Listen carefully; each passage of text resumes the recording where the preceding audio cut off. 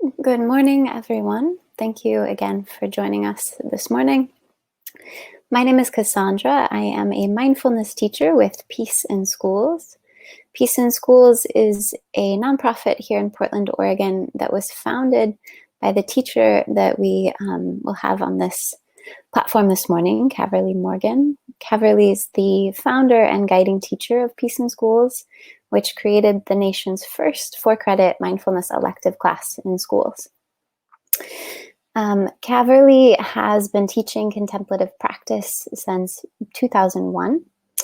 I'm excited to remind folks, you'll have heard this before if you've been attending these morning meditations, that Caverly has a children's book that is available for pre-order this month. It's titled A Kid's Book About Mindfulness, and it will be out in print form later this month or early June. I'll post a link to information about that children's book in the chat box after Caverly comes on this morning.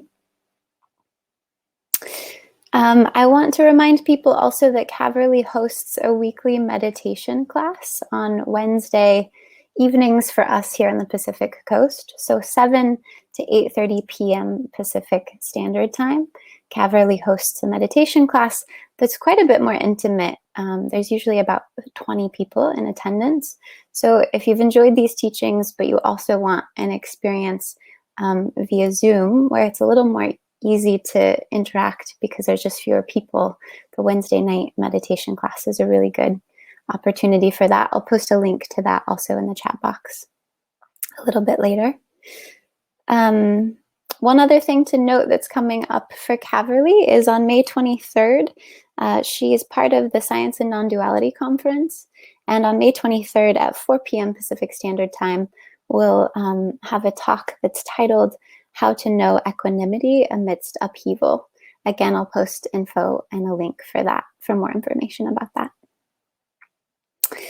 Two other things to say is about this platform. There's about a 30-minute guided meditation followed by a question and answer period. If you have a question that you would like to pose to Caverly, you're welcome to write in the Ask a Question little box that's under the screen. If you are willing to come on screen for a live engagement, please indicate that along with your question. You could also write a question in the chat box, again indicating if you're willing or interested in coming on screen for an engagement like that.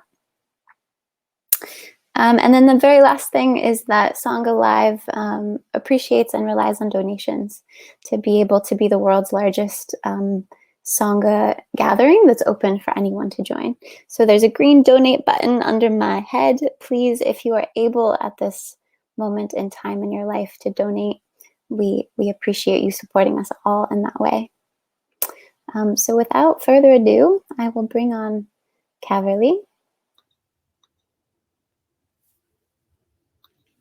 Thank you so much. Yeah, I really appreciate that, Cassandra. Hi, friends. Good morning, good afternoon, good evening. Really good to be here. Thank you for being here.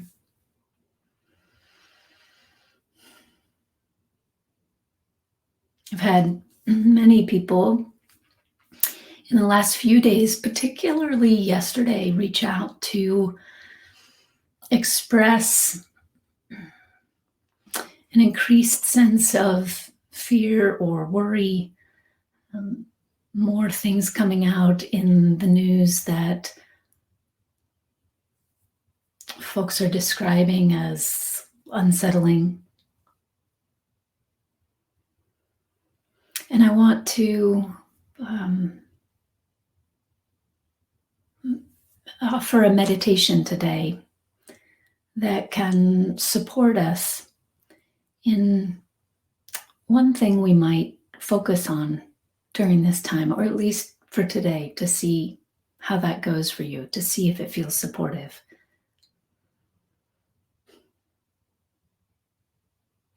So I invite you to begin by settling in.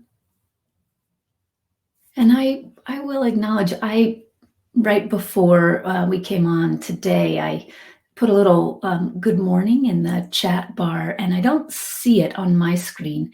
And I also see much fewer, hello, I'm calling in from such and such place than usual.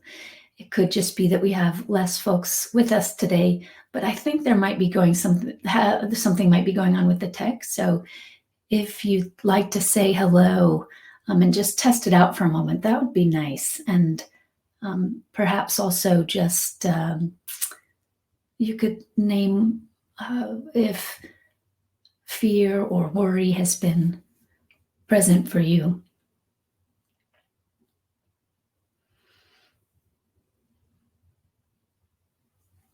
I do see, Evie, your question at the top, how can I go back to this session, offered Tuesday, and all the recordings with Kyra Jewel and with me are on the Sangha Live website right now. So yes, please look there. All right, friends, I don't see any chats in the sidebar today. So that does seem that it might be an issue, especially since the way I can engage with you at the end of the meditation is through that sidebar. So Cassandra, if you could write something in, just so I can see whether I'm able to see something from you. And if I'm not, I'm gonna pause and refresh my screen because it might be something on my end. Okay, I got nothing. I will refresh here. Okay, so Cassandra, you wrote in, yeah, there's something happening on my end, friends. Thank you.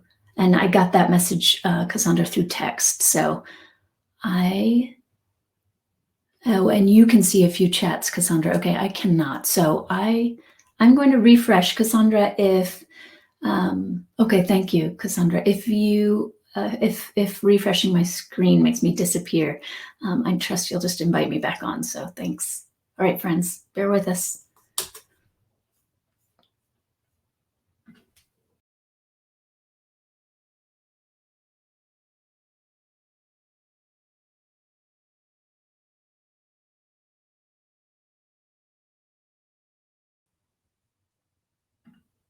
Okay, great. Okay, I see sidebar comments. Cassandra says I'm here. I see good morning from East Bay. Okay, Cassandra, yes, it worked. All right, Kiki, hello. All right, thanks for acknowledging, Kiki, that you're present to some anxiety today. And Joyce, yes, more worry. The future seems so uncertain. When can we plan X? Okay, great. Julian, hello from Paris, worried mind. Okay, thanks, friends. I feel much less like I'm somehow alone floating out there looking at a screen. I like feeling your presence. Thank you. Yeah, John, worry for new grandson and family. And Matthew, hello from New York City. More gratitude than fear today. Okay, great. All right, friends, we're going to move into the meditation again. Yes, and Maria, you asked, can you see this question? I can. So that you found the right spot for asking a question. All right. Yes, Rivka, hello from Jerusalem. Friends, thank you. Thanks for your patience. We will move into a half an hour meditation now. Thanks so much.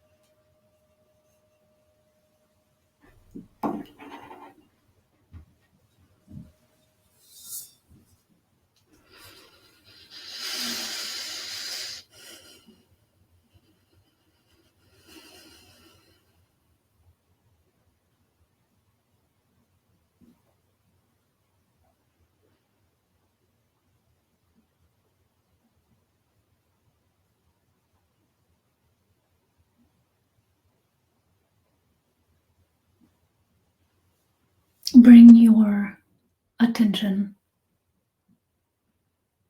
to the experience of sound. We'll begin this meditation by focusing on the object of sound. This form of practice, focusing on an object consciously, came up as a discussion point yesterday. So I wanted to start with that. Just direct the attention gently to what you're hearing.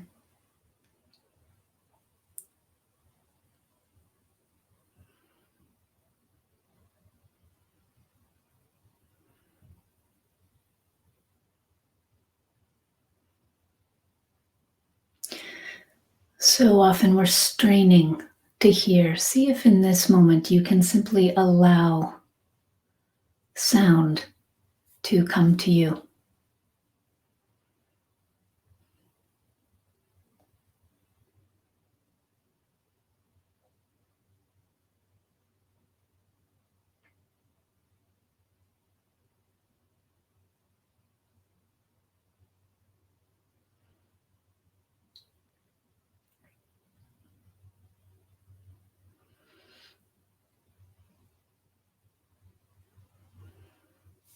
When the attention wanders to worry or concern,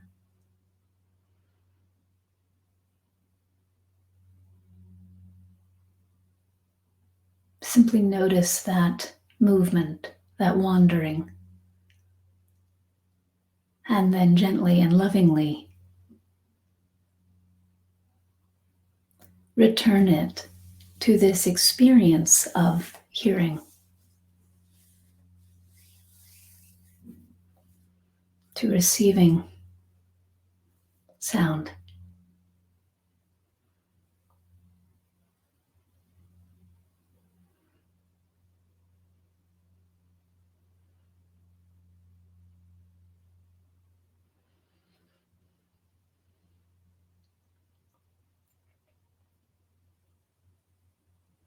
Notice if there's any conditioned temptation to move into story around what you hear.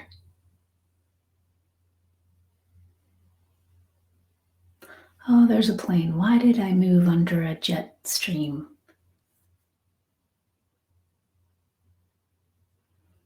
Shouldn't they have regulations? ...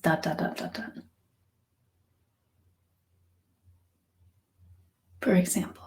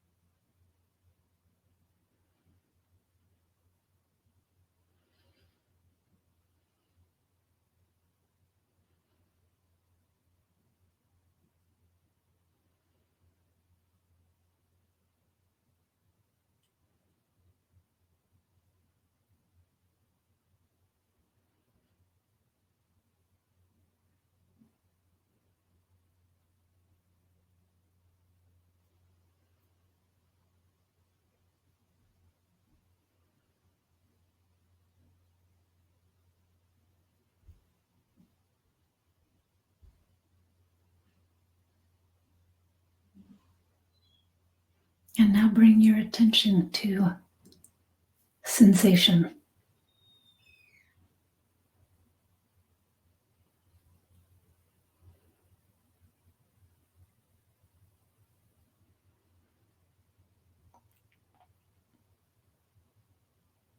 Just gently scanning through the body.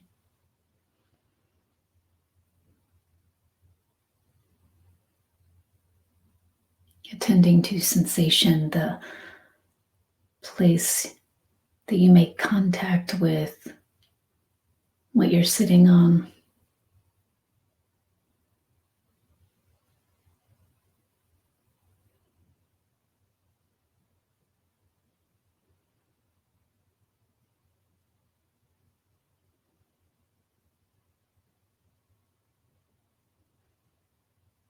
Sensation created by the breath moving in and out of the body.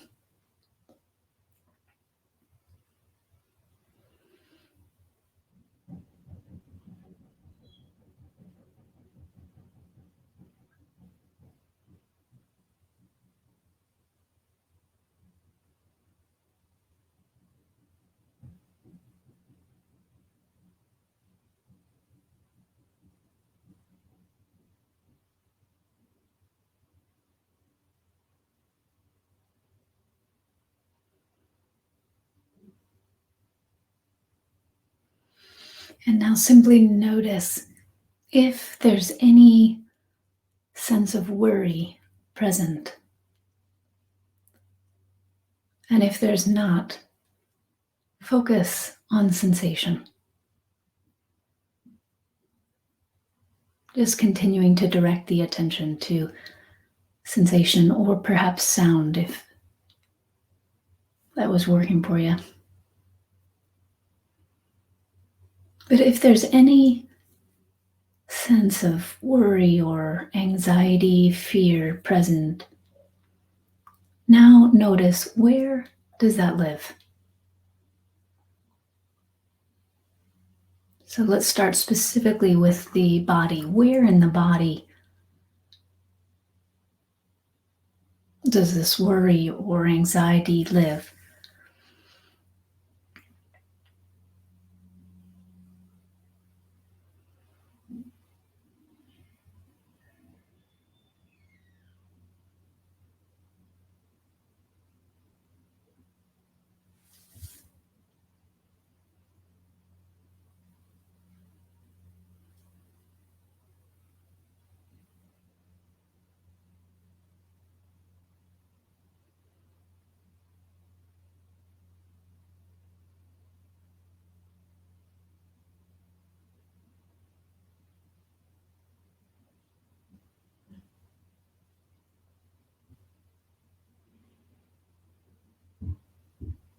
You don't need to do anything with that information. Simply notice it.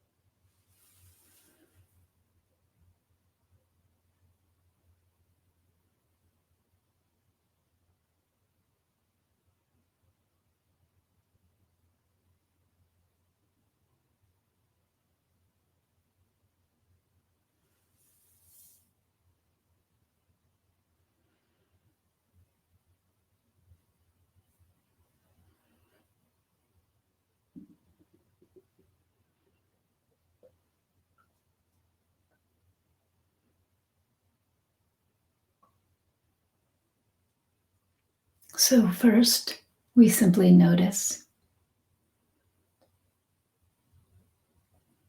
Next, we offer compassion.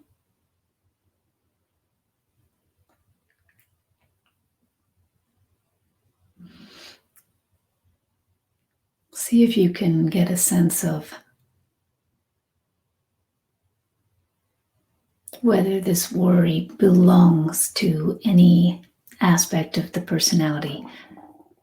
Not something to figure out and noodle, just to notice whether any images arise. Oh, this is a young part of me, for example. This is a young girl.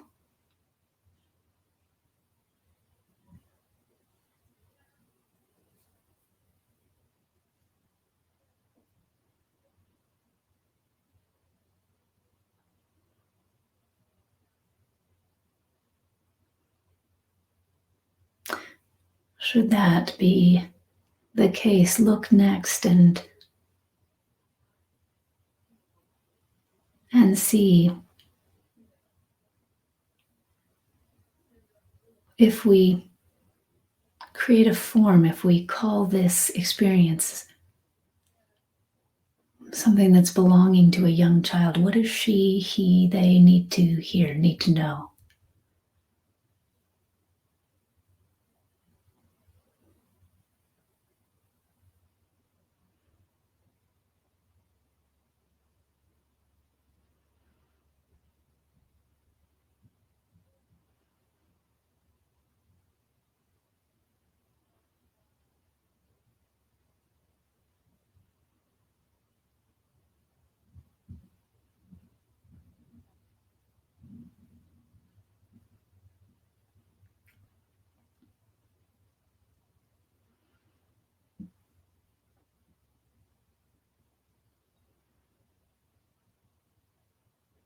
Offer that now. Might be something as simple as, I'm with you, I'm here.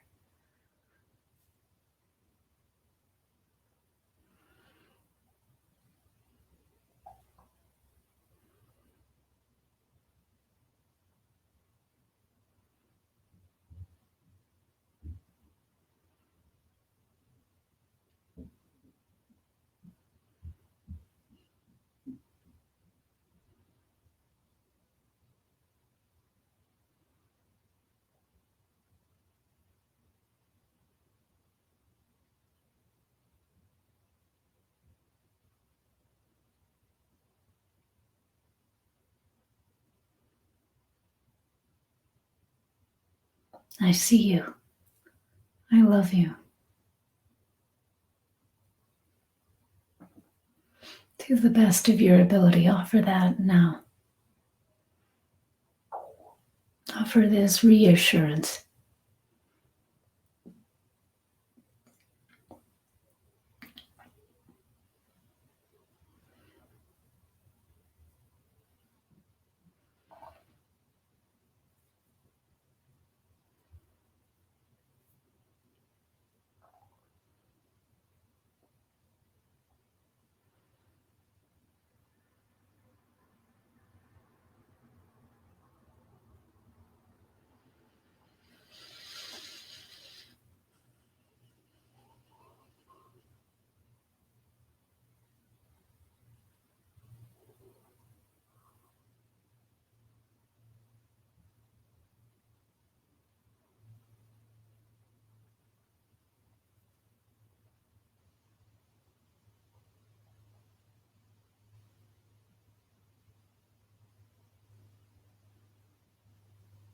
Make a practice of not lying to these inner children, if you will.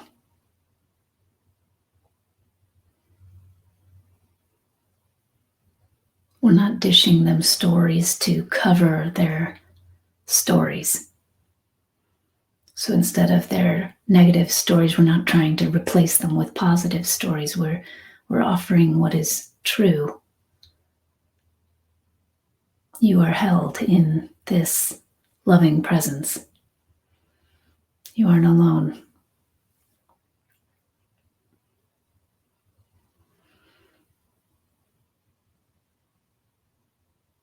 One truth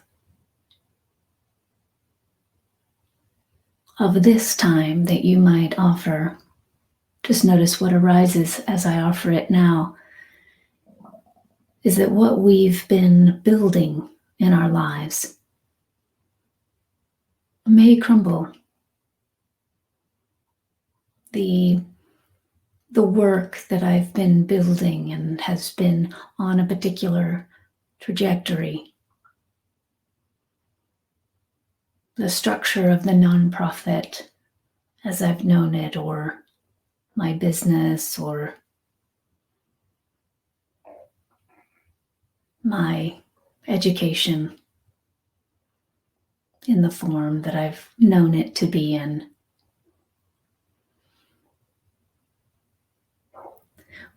What we've been building may may crumble. What we've been cultivating will remain.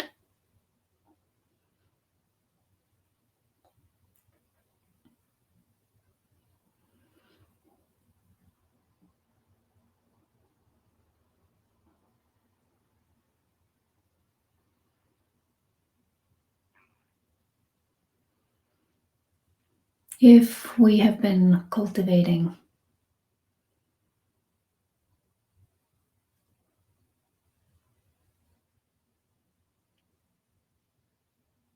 our capacity to know ourselves, to know true nature, that remains. If we've been cultivating self-awareness,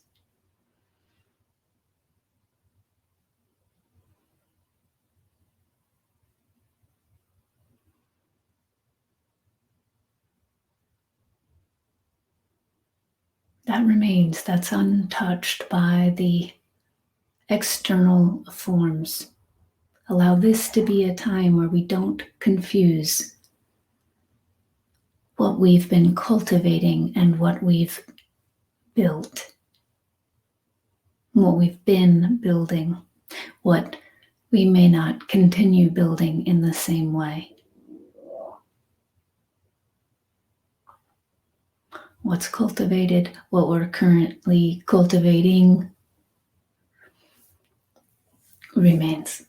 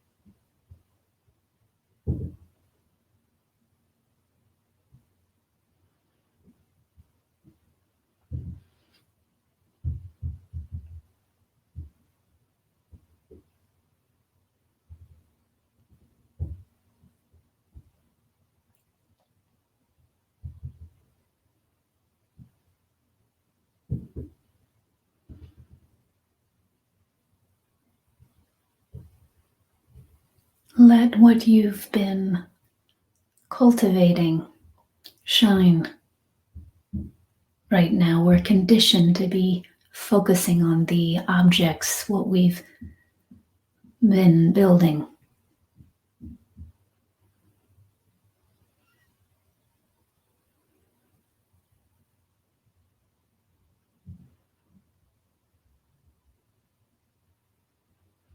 Let this young, worried part of you see clearly what's being cultivated now.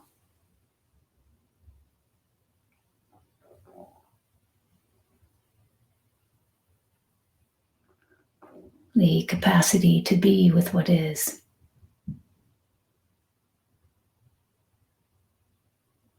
The willingness to be in the unknown knowingly. To practice with that.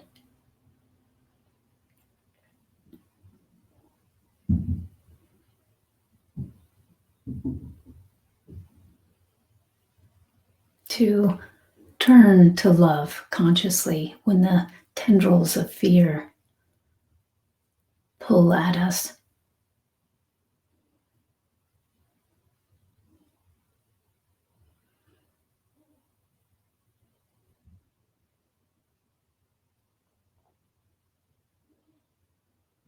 To remember our inherent goodness.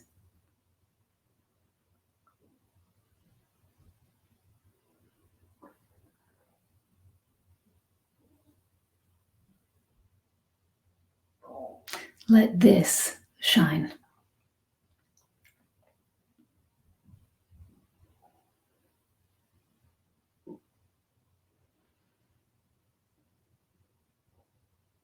Let this come to the forefront of experience.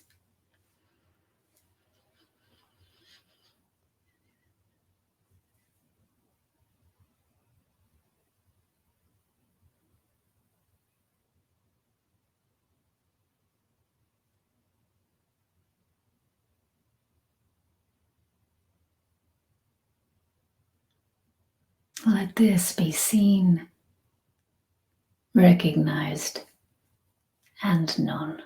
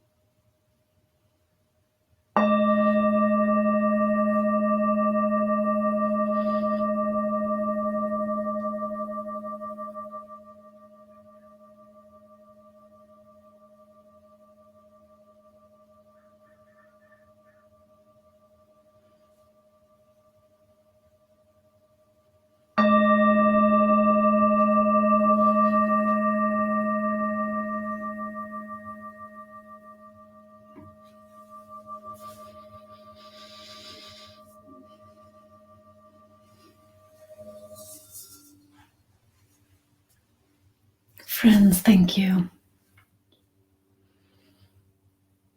Thank you for your presence. This is my opportunity to remind you to donate if you're able to support this platform, to the many people who work on the back end to make these teachings available, accessible. So thank you in advance for your support.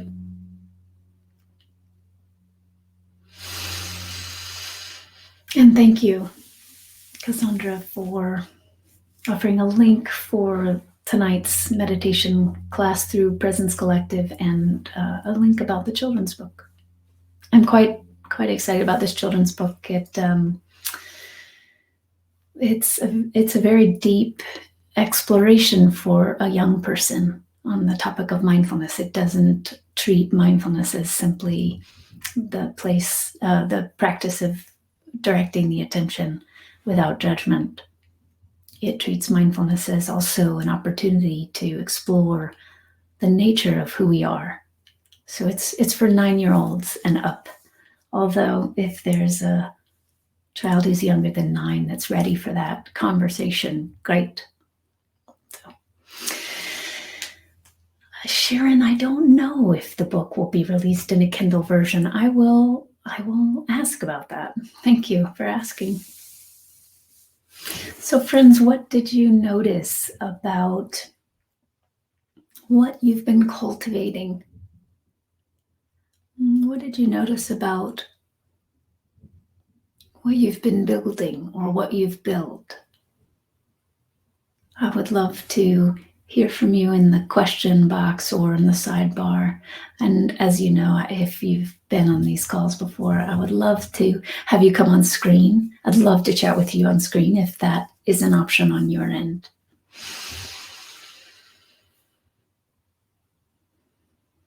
Yeah.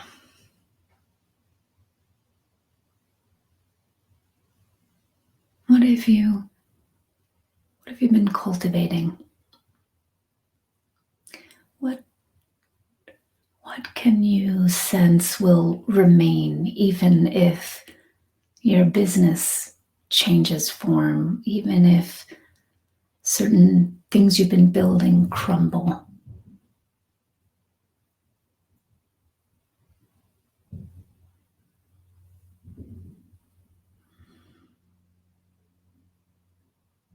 What remains? Kiki, I notice that my anxiety is located in my chest and is more with the current situation, not as much with my younger self. Kiki, I'm so glad you just wrote that in so I can clarify. Thank you. So just to be clear, the younger self is a way that often people report to me that suddenly compassion can be accessed in a new way. For example, our nonprofit is going through, Peace in Schools is going through tremendous transition. Many things that we've built are crumbling. We are, as a nonprofit, using it as a time to ask, well, what are we doing? What's important to us? What will remain? What do we want to cultivate? We have an incredible team of teachers. In this time, how can we support them? How can we make sure that what we're providing can remain even if the form changes? So that's current. That's a current situation. For I'll just use myself as an example for me.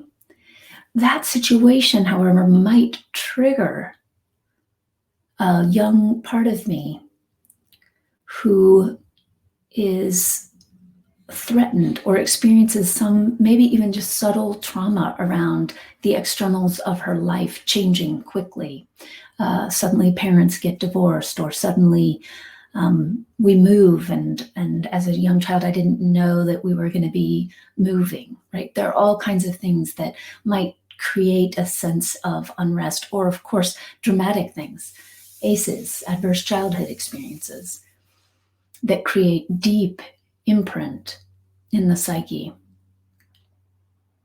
It can be hard for us if I were to have just said in this meditation, offer compassion to the experience of this current situation. It can be harder for many people to access that compassion if they don't see what's really being triggered under it.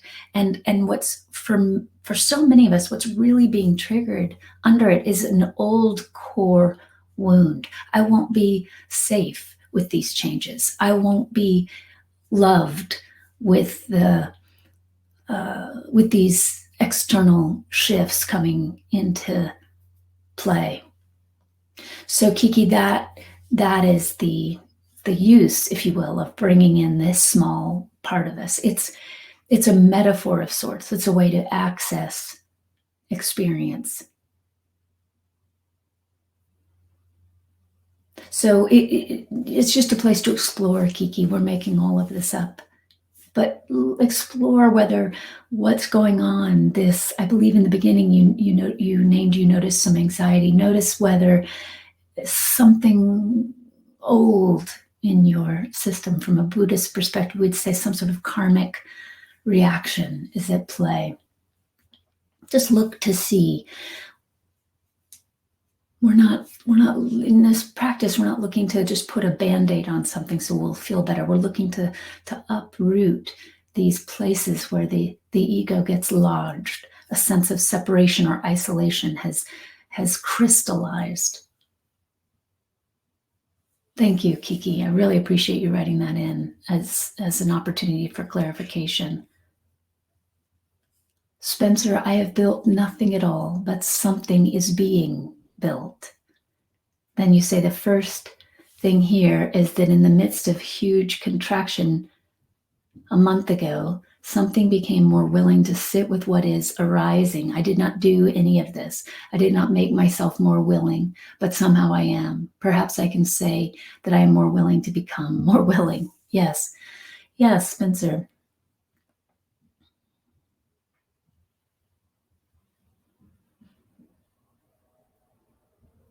You, the separate self, aren't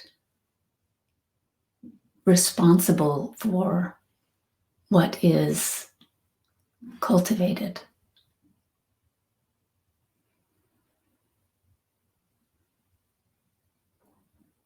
The willingness you're describing arises out of true nature. It gets veiled when we're identified with the conditioned mind, when we're identified with fear or worry, anxiety. But the willingness you're describing arises from somewhere else. It's not something we create, it's something that is revealed as we draw back the veil of identification. Thank you, Spencer. Sharon, I have built nothing but hope that what I've cultivated will help me build something now. Absolutely. And Sharon, because we've had exchanges before, I would ask you to consider that it's not true that you've built nothing. You built a relationship with a very special animal in your life that I got to meet. You also cultivated that special relationship. So the building part is getting the dog, taking care of the dog, making sure the dog is fed. All those things had to be in place for you to cultivate a loving relationship with that beautiful being that was your dog.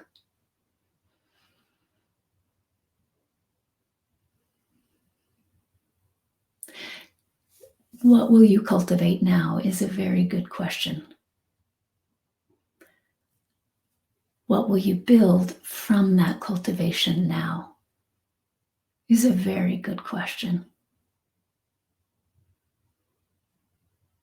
And yes, John, you just mentioned, seems like it's also related to the veil of control, anxiety from losing control. Absolutely. And that's why I wanted to make this distinction between what we've been building and what we've been cultivating. Because if we're identified with the ego and we're watching what we've been building crumble, it's horrifying, it's terrifying, it's anxiety producing. So we can find some reassurance by directing the attention to what we're cultivating now. Kiki, thank you for your clarification. I understand what you're referring to, my inner child, when you say my younger self. Thank you. Yeah, thank you. I'm so glad you wrote that in. Matthew, being kind to the squirmy, complaining child, I sometimes tell myself came out of today's meditation. Matthew, thank you. Lovely. Lovely. If nothing else right now, you are cultivating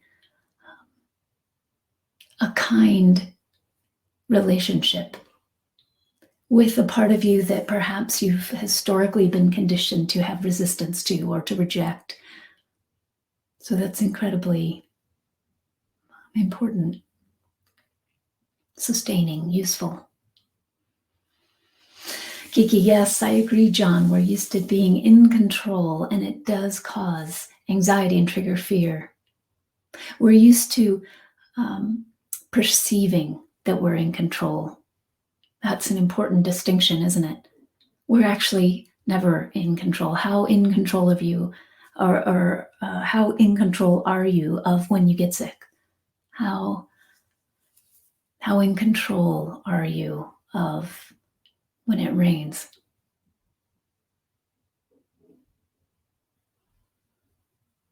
Linda. And then I'll go to, I see there's something in the question box. I've been reading these sidebars. Linda, I'm witnessing the crumbling of an identity when I'm cultivating kinship with awareness. Yes. As we recognize ourselves as awareness, the various forms of identity suddenly get more translucent. So allow it to be comforting, moving in the direction of liberation, named as moving in the direction of liberation, that those identities are getting thin, rather than identifying with that within, which is horrified by this. Okay, question box, Sandy.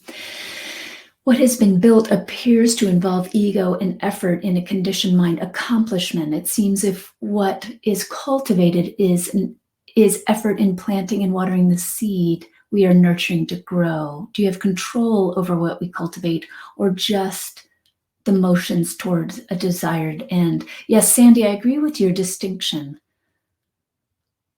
Built in this, for the purposes of this meditation, I'm referring to built as what we've applied our will to construct.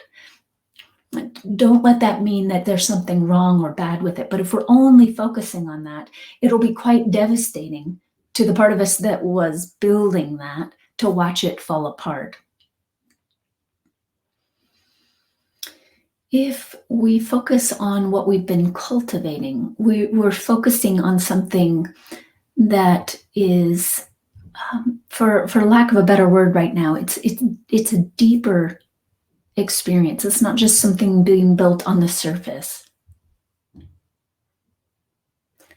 I wouldn't say that we have control over what we've been cultivating, more that the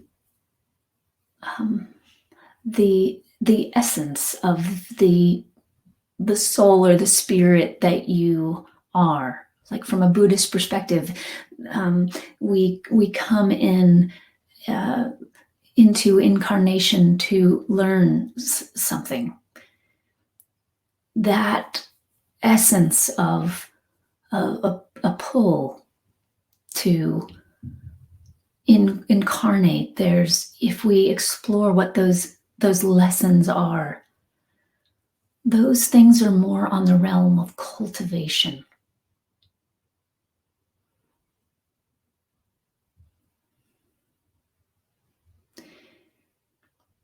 The ego is not in control of that. It's more like when the conditioning that sometimes veils all of that gets pulled away. What's yours to manifest? What's the spirit, the essence of you? What's here to manifest can freely be cultivated. I hope that was clarifying, Sandy. Sharon, that's so true. Caverly's referring to my service dog, Jack. Thank you for reminding me his name, Jack.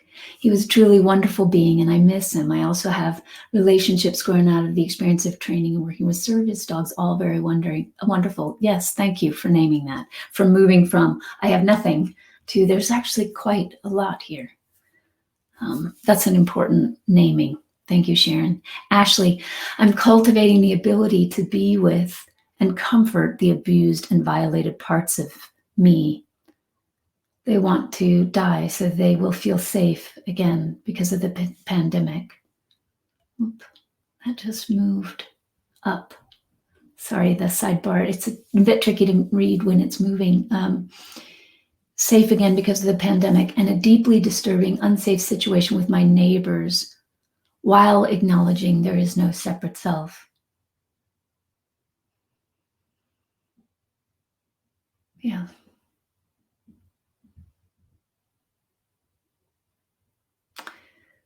Ashley, for this moment, I would encourage you not to focus on this notion of there is no separate self. It will just feel like theory to the part of you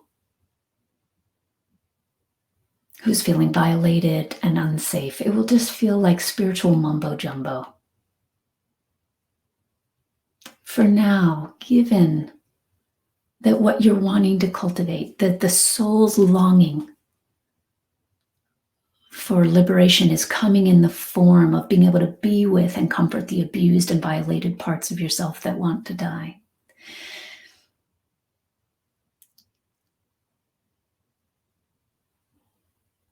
Be that child's mentor. And when you feel that you can't be her mentor, know that it's probably because you've suddenly gotten identified with her life experience. No problem. Just ask when you're in that moment, what do I need? And then look to see whether the mentor is around. Cultivate that relationship with the mentor. Remember, the mentor is just a form that we're giving to conscious, compassionate awareness itself. So it's actually always there. Thank you, Ashley.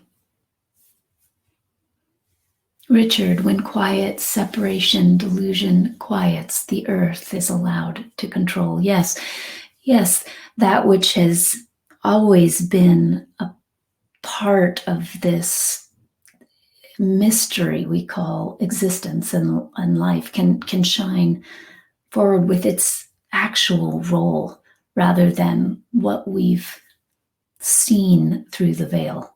The earth, for example, is something that's for me to abuse, steal from, like that, dominate. Thank you, Richard. Spencer, tonight's 90-minute meeting with Caverly is going to be amazing based on what's arising in today's session. Oh, lovely, Spencer. I hope you can come. I hope everyone can be there, even those in Europe who will be joining us at 3 or 4 a.m. Yeah, do know, I mentioned this before, but when we're no longer doing these morning sessions, and I don't know when that will be, we're committed through May, but once we'll reassess in June, and it'll be lovely to hear from you if you'd like these morning sessions to continue. I'm deeply enjoying it, but we at some point we will offer a weekly session for Europeans too. Right now, given everything that's on my plate and working on a book proposal, it's just not possible to squeeze in something on a regular basis yet. But Europeans, I have not forgotten about you. So thank you. Linda, thank you. Thank you. Ashley, cultivating the external, also soil conditions, watering, tending to. Great. Lovely. So last one I'll read, John. The notion of cultivating is beautiful. I feel in these weeks together, we've been cultivating awareness and compassion, a work in progress. Thank you. Absolutely. That is the gift of Sangha. That is why in the meditation, I mentioned the cultivation of our capacity to be with what is. That is practice. If you're on this call, you've been cultivating practice. Even if this is your first call, your first meditation, you've been cultivating your experience of practice over this last hour. So thank you. Thank you so much, friends. So glad to have this shared practice field with you. And I'll be here tomorrow. I hope you will be too. Thank you.